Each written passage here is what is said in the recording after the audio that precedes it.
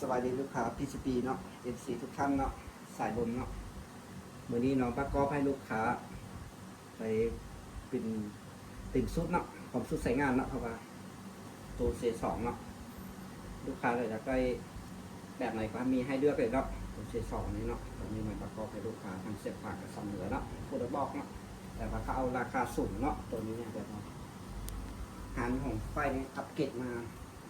อย่างที่ดีเนาะดีสุดแล้วเนาะตัวนี้รับประกันเนาะให้ลูกค้าเนาะ1 ปีเนาะ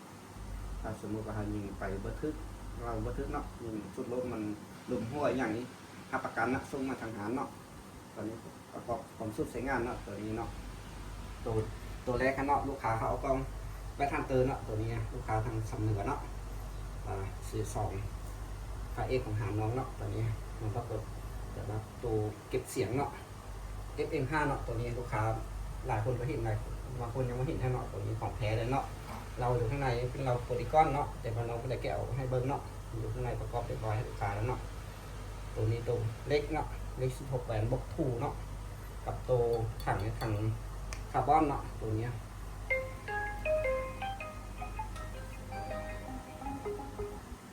กับตัวนี้ตัวโม่มันเนาะโม่มันตัวโม่C2เนาะตัวนี้ของแท้เลยเนาะเบิ้งลูกค้าเบิ้งสเก็ตเบิ้งกล่องเนาะตัวนี้โม่นี่ได้13 ลูกเนาะตัวนี้แบบว่าตัวC2นี่แบบว่ามันเป็นสุดลบนะคือแบบนี้เนาะแบบว่ามีตัวปรับความแพงของมันเนาะเราความแพงจากควายชั้นใดแพงชั้นใดเขาก็ปรับตัวนี้เนาะสามารถปรับในตัวล็อกก็มันมีปลั๊กไฟดีเนาะตัวล็อกเก็บสุดลบตัวใหญ่เนาะอลังการเนาะตัวนี้ของสุดยิงก่อนในแห้งไหนเนาะยิงในไก่เนาะสามารถยิงใน100 เมตรเนาะถ้าลูกค้าไหนได้ปืนปิ่นแล้วเนาะ100 เมตรทำนิโพนี่เนาะถ้าลูกค้าไหนหาฝึกก็ค่อยๆปิ่นเนี่ยมันก็ยังก็ได้ใช่เนาะเดี๋ยวเราหาสายไปมันก็ปิ่นไปเนาะเพราะว่าลูกค้าเลยก็จะถามว่าจะให้มัน100 เมตรแต่ว่ายิงบ่ปิ่นนี่เขากำลังฝึกนี่มันก็ยังสามารถบ่ได้เนาะตัวกล้องไปทางเตอร์นี่เนาะมันมีชุดตัวเซตกล้องเนาะของแท้เนาะกับตัวตีนกล้องนี่เนาะมันเป็นกับแบบนี้เนาะบอกมีตัวบังแสงเนาะกับตัวหันปรับมันเนาะปรับพันดุงเนาะกล้องของแท้มันต้องมีโป๊กแบบนี้เนาะให้ลูกค้าเนาะตัวนี้เทลูกค้าเอาตัวกล้อง DSA เนาะตัวนี้ประกอบแล้วก็ตั้งกล้องให้พร้อมแล้วเนาะตัวนี้แต่น้องประกอบแล้วก็ให้ลูกค้าเสียบฝังเนาะตัวนี้เดี๋ยวตอนแรกจะเอาไปส่งรถให้เขาเนาะฝากส่งรถเมล์เนาะตัวนี้แต่ตัวอัปเกรดมาถึงดีแล้วเนาะตัวนี้เหมือนราคามันก็สูงแล้วเนาะถ้าลูกค้าใดสนใจก็ให้มาเนาะตัวนี้น้องก็ใช้ถังคาร์บอนเนาะเล็ก16 แหวนเนาะบล็อกทูเนาะแต่มาตั้งแต่กล้องเนาะกล้อง DSA เนาะตัวนี้ถ้าว่าใช้กล้องนี้ราคาก็ต่ำกว่ากล้องแก้ทางเตอร์เนาะตัวนี้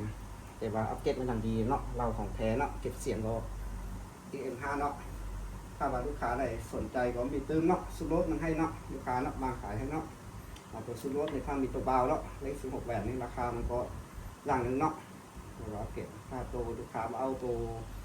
เบาๆไซส์เนาะซูโรสเนาะก็มีมาขายให้ลูกค้าเนาะถ้าลูกค้าใดสนใจก็ต้องมาถามเนาะ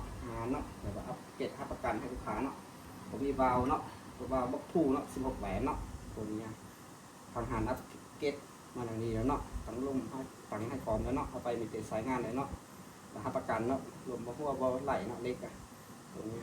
100%เนาะเรามีถังเนาะถังให้ลูกค้าเลือกเนาะมันมี2 ถังเนาะถังคาร์บอนคือกันเนาะแต่ตัวนี้ถังคาร์บอนมันเลื่อนเนาะตัวนี้ธรรมดาเนาะตัวนี้จังหวะของแท้เนาะถังน้ำด้านเนาะตัวนี้ตัวของแท้เนาะเวลาสูบลมสมมติว่าเต็ม100%เลยเนาะบนความปลอดภัยสูงเนาะตัวนี้เดี๋ยวเรามั่นใจเลยเนาะตัวนี้เดี๋ยวเราก็ยังบ่ปลอดภัยทำไรเนาะตัวนี้แบบว่าธรรมดาเนาะเดี๋ยวเราตั้งกันเนาะลูกค้าเบิ้งสังเกตเบิ้งก็ตั้งกันเลย2 ถังเนี่ยเนาะอันรุ่นของแท้หรือของบ่แท้เนาะถ้าของแท้นี่เดี๋ยวให้ประกันให้ลูกค้าปลอดภัยเลยเด้ออันนี้ความปลอดภัยสูงเนาะกับมีตัวกันโดเนาะที่ลูกค้าก็ตัวกันโดนี่น้องลูกค้าทางเส้นปากมาเอาพร้อมเนาะตัวนี้แต่เขาดูคนละเมืองเนาะตัวนี้โอ้ทำหารก็อัปเกรดมาหนักทักเนาะตัวกันโดนี่เนาะเรายาว50 เซนเนาะแต่ว่าลูกค้าว่าต้องการใช้เราโพลีกอนให้แล้วเนาะข้างในเก็บเสียงก็ซูโม่เนาะยาว50 เซนเนาะใส่กล้องตัวนี้กล้อง DSA เนาะตัวนี้ อัปเกรดมาอย่างดีครับแล้วเนาะเบาบริเกตเนาะตัวเบานี้ลูกค้าเขาใส่เบาแบบเนาะกับพร้อมตัวถังคาร์บอนเนาะถังคาร์บอนธรรมดาเนาะตัวนี้ใส่เนาะแล้วก็เบาเนาะมันเบาดีเนาะตัวนี้ถ้าว่าใส่สั่งอลูมันก็หนักกว่านั้นเนาะถ้าว่าลูกค้าให้สนใจก็มีความส่งให้ลูกค้าเด้อคุณดูผมมีเนาะลูกค้าได้เบิ้งเครื่องของหานของน้องเนาะรับประกันว่ากับลูกเนาะมีลูกวันเนี้ยแถมเนาะถ้าว่าเอาซื้อเพื่อนครบความชุดใช้งานเนาะมันมีลูกให้เนาะลูกสำหรับว่าลูกของทางหานน้องนี่มันเป็นของแท้นะของงานเนาะเกรดเอเลยเนาะเอามาถ้าสมมติว่าลูกค้าซื้อปืนของน้องก็มีลูกไปพร้อมแถมให้กลับด้วยเนาะโอเคลูกค้าทั้งว่า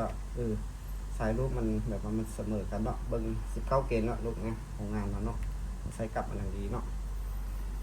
สมมติว่ามันบ่แฟร์เราเนาะลูกแบบนี้มันจืดเนื้ออ่อนนะปืนนะแบบว่าเรารับประกันให้ลูกค้าเลยถ้าว่า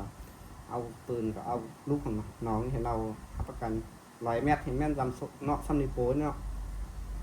เพราะว่าถ้าว่าซื้อลูกหรือข้างนอกมาใส่มันก็ว่าคืออยู่หาน้องเนาะแบบว่าทางหารนี่มันมีลูกพร้อมเนาะแถมให้ลูกค้าแบบว่าเอาไปยิงถ้าลูกค้าซื้อทางหารนอกมาใช้มันก็ว่าได้แม่นยำคือลูกของทางหารเนาะลูกก็มีพร้อมส่งให้ลูกค้าเนาะลูกค้าขายจากใดเท่าไหร่ก็มีส่งเนาะพร้อมส่งเลยเนาะอะไรโลนึงเนาะเลยอะไรกัดนึงก็มีขายเนาะแล้วแต่ลูกค้าจะเอาหลายเอาน้อยเนาะจำนวนนั้นราคาจะเจ๊งตำหนักเนาะนี่เราอยากใจให้มันละเอียดกว่านี้เนาะถ้าว่าลูกค้าเลยสามารถอยากได้อีกอย่างเนาะก็โทรมาทางWhatsApp ของน้องเนาะน้องเจพิมพ์ทาง WhatsApp กันให้ทางผู้พูดเนาะเพราะว่าเครื่องนี้รับประกันให้เนาะ1 ปีเนาะถ้ามันมีปัญหาภายในสุดรถลมหัวหรือเรายิงบันทึกสามารถเปลี่ยนได้เนาะลูกค้ารับประกันให้เนาะก็มี2 ช่องทางขนส่งให้ลูกค้าเนาะทางขนส่งเนาะกับทางรถเมล์เนาะถ้าลูกค้าสะดวกทางไหนเนาะว่าส่งให้ได้หมดเนาะลูกค้าทั่วประเทศลาวเขาเนาะว่าดูใส่สามารถส่งให้ได้หมดเครื่องนี้มีรับประกันพร้อมเนาะเดี๋ยวว่าน้องอัปเกรดมาอย่างดีแล้วตั้งกล้องตั้งรุ่มให้พร้อมเอาไปมีแต่เติมรุ่มเพิ่มมาใช้งานเลยเนาะถ้ามีปัญหาอย่างก็ส่งมาทางหารเปลี่ยนให้ใช้ง่ายคือเก่าเนาะรับประกันเลยถ้าลูกค้าได้สนใจก็ให้เข้ามาเนาะทางเบอร์เนี้ยราคามันจะน้องให้แจ้งตามหลังให้เนาะลูกค้าเนาะว่าขอขอบใจลูกค้าเนาะกดไลค์กดแชร์ให้เนาะติดตามให้ทางรูปของน้องเนาะ